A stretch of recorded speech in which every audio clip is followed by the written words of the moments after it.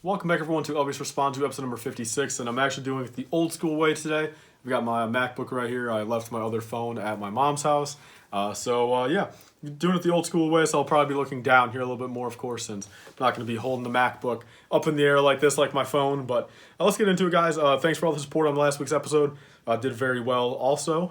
Can't thank you guys enough. Again, this series, doing as good as it has been doing has been awesome. I know for a while it was doing really well and then kind of slowed down, and then definitely these past 5 weeks or 6 weeks, I mean, it's been doing really, really well. So again, I appreciate it, guys. Let's get into the questions though.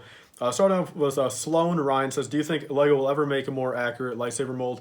I'd say eventually. I mean, first off, we technically have the new Monkey Kid kind of double-bladed lightsaber hilt, which I'd assume would be used for Darth Maul from here on out. So that's kind of a newer, updated mold for Darth Maul. Not in particular, but, it will probably be used for him. Other than that, I don't really see them doing too much more, but I do see them maybe eventually doing some, maybe using the same lightsaber mold, but potentially printing on it. Making some little print details, kind of maybe the black marks on the lightsaber, or maybe the red button, kind of just stuff like that. I don't really see them ever, doing a whole new piece for it. We've already had, Count Dooku's curved lightsaber, Asajj Ventress, then the regular lightsaber mold, but I don't really think we're ever going to get anything more than that. And I don't think we're going to get anything like dual molded or anything, crazy like that. Maybe just a little bit of printing on what we already have, but I'd say eventually. I'd hope at least. I'd hope within 5-10 years, LEGO can evolve like that. I'd assume so. So there's that. Moving on to Hudson Hanner says, what's the best way to store sealed sets? I feel like when I stack them on top of each other, the one on bottom will get damaged over time. So, I have quite a few sealed sets. I probably have about, including every microfighter and battle pack, I've probably got about 250, 300 sealed sets. And, actually, as you guys can see behind me, I do stack some of them on the shelves. That's always a nice way to do it. To kind of one high display them on shelves. If you want to just actually put them away and store them, though, I definitely recommend probably in some type of bin. I think that'd probably be the best. Not really cardboard boxes, since cardboard boxes are, not waterproof. They're not completely airtight, most of the time. So definitely probably some type of Sterilite, plastic tub, and just stack them in there very nicely. Make sure it's probably one with the little clips on it, so you don't, get anything in there. And probably just call it like that. I think that's probably gonna be the best way. Or again, display them like this on shelves. I've seen no issues with it. So far I've had no boxes, look any worse. A few things, a few UCSS for being so big, if you just put them on the ground or stack them regular, standing up vertically, I have noticed that it kind of makes the front of the box bulge out a little bit, towards the bottom, since all those, bags in there are technically going down to the bottom and kind of just bulging out the front and the back. So some of those bigger sets, I definitely recommend maybe, putting them horizontal for a little bit, or maybe flip-flopping them a little bit. But there's pretty much my answer to that. Then let's see, guys. We have Cameron Stewart says, a hashtag question. I'm a current student, but been passionate about LEGO my whole life. Been wanting to get into YouTube for a bit. Should I go for it? Any tips and suggestions for starting out? So, I definitely say start it, man. At the end of the day, you can't really hurt anybody or yourself for doing a YouTube channel for anything. I definitely would say do it, man, if it's something you've been wanting to do for a while. Now is the time. You're a student, and I'd assume high school, or maybe college. Either way though, you still have a couple years of your life, before you have to take it super, super seriously.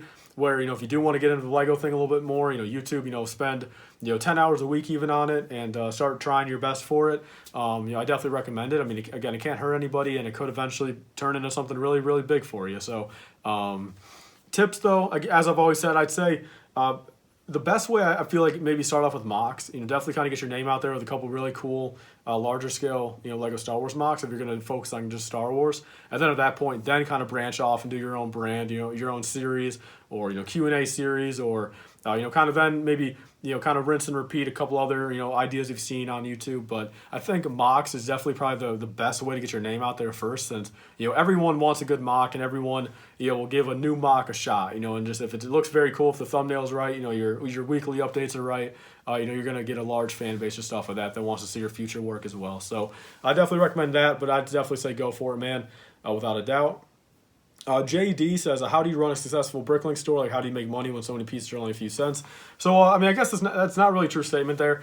I'd say, honestly, majority of pieces on Bricklink are probably 10 cents or more. There's very few, aside for like studs and some 1x1 plates and 1x2 plates that are, 5 cents or under. And honestly, a lot of colors aren't even that. I mean, there's certain studs and certain plates, of course, and certain colors that are 10, 15, 20 cents a piece. But, so at the end of the day, like I said, in the last video, I think, the past couple weeks, I really don't think I've been profitable, just since I've put out probably $2,000 for inventory. Just been throwing on the credit card and using kind of that as capital, and I don't really think right now I'm profitable, but for a while there I was, since I was putting so little in, per month, maybe $200-300 a month, and I would get out $1,500, $1,000, $2,000 around there. So, but I'd say, I mean, it's gonna be profitable. I mean, especially when you get a larger piece selection. That's why my goal right now is 150,000 parts, 200,000 parts, 1,000,000 parts eventually, since you're going to have a lot more quantity of, your orders, you're going to be a lot more pieces per order, a lot more dollar per order, average order, and then at that point you're going to be getting just a lot more money and a lot more revenue in per month, which at that point, if you're getting the right amount of sales, that's why I only buy stuff at 50% off or more.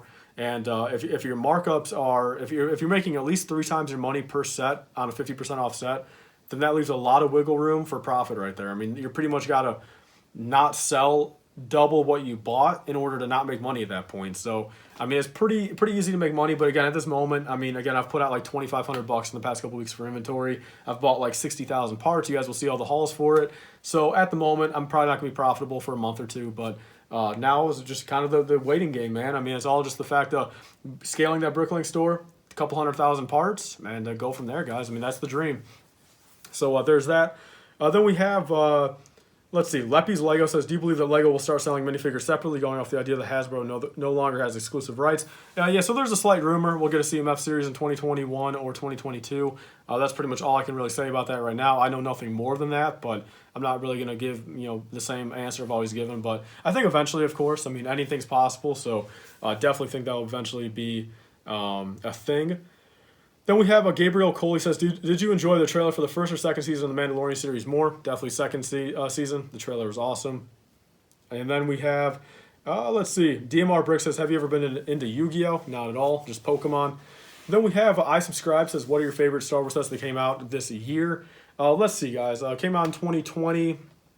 501st Battle Pack. I mean, that's pretty much damn it looks like. And it kind of sucks that, again, we had to, pound Lego to, get that set. So that definitely is just a little, disheartening, I guess. Z-Jewel Smolder says, do you think we'll get more lightsaber sets? Talking about, like, kind of the Yoda promo. I definitely think so eventually. I think it'd be pretty cool. Probably, of course, Luke or Rey's, the Skywalker lightsaber eventually, probably. And then, yeah, that looks like everything, guys. Then we have a tiny fronts. I'll answer one more right here. What do you use for your background in your blind bag videos? Is it just paper? And I'll show a little clip right here, guys, and then I'll probably close off the video with that. All right, guys, so this is actually my setup right here. Again, it's not the best whatsoever. I got these 2 lights, umbrella lights that, this is the brand right there. I got them off of Amazon like 3 years ago. They're pretty good lights. I just need a better setup and another 3rd light to come down to kind of block off all the shadows. But the background right here is actually just this, not even sure what it's called. I think X39 Brick Customs, Peyton, he told me about it a couple years ago. And I bought it when he recommended it. And it works out well. I don't think he uses it anymore. Sorry for that little cut right there, guys. But again, I'm not too sure what the name is. I think I got this for like $50 off of Amazon a couple years ago. If I can still find it on Amazon through my my order history, I'll definitely link it down below.